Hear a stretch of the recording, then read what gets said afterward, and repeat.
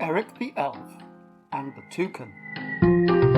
Eric was tending to his garden. He always spent a little time each day tending to the flowers and vegetables to make sure all was growing well. He was just thinking that he might have a hot cup of acorn coffee when a squawky voice from the woods said, "Over here! Over here!" Although it sounded a bit like a bird, it was no bird Eric had heard before, because it was using normal words, not bird twitter. Eric looked into the trees, but he couldn't see anything. He opened the gate to his garden and walked a little way into the wood. "I like your hat! I like your hat!" cried the voice. "Well, thank you very much," said Eric. "My name is Eric the Elf.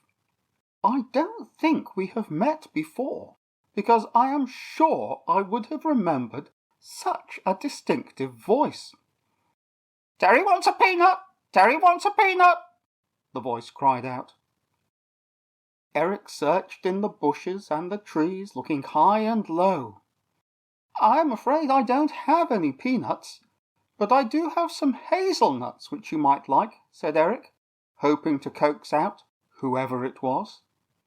Suddenly there was a flutter of feathers, and a big black bird with a white waistcoat and the most enormous orange beak Eric had ever seen landed on his shoulder.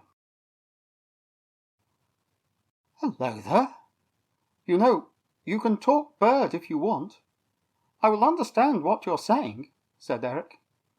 "Oh, that is quite a relief," said the bird.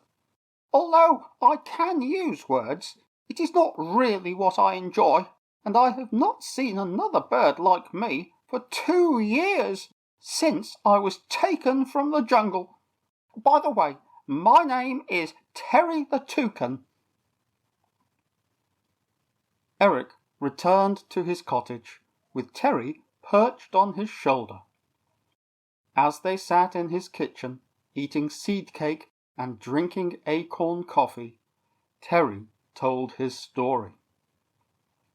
"I was just sitting on a branch, minding my own business, and the next thing I know I am in a net, then in a box. Then I ended up in a big town, where I was bought by a man who kept me in a cage. He would only feed me if I said one of his words. Well, we are very good at mimicking other animals, us toucans, so I soon learned to talk. But however well I talked, he still kept me in a cage.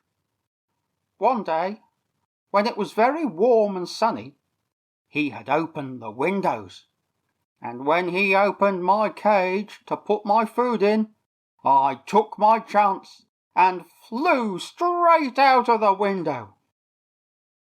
It took me days flying round and getting hungrier and hungrier, but at last I saw these woods, and it was the closest thing to jungle I have seen since I came here. So this is where I've landed." "My, what an adventure," declared Eric. "I think you will find the wood is a very friendly place, and I promise nobody will try and put you in a cage." After they had eaten their cake, Eric took Terry into the wood and introduced him to Mr. Blackbird, the Crow family, Ollie the Owl, and many other woodland birds. With their help, Terry soon had a very comfortable nest of his own. He kept all his new friends entertained by impersonating their calls, and also doing a very cheeky impersonation of Eric the Elf.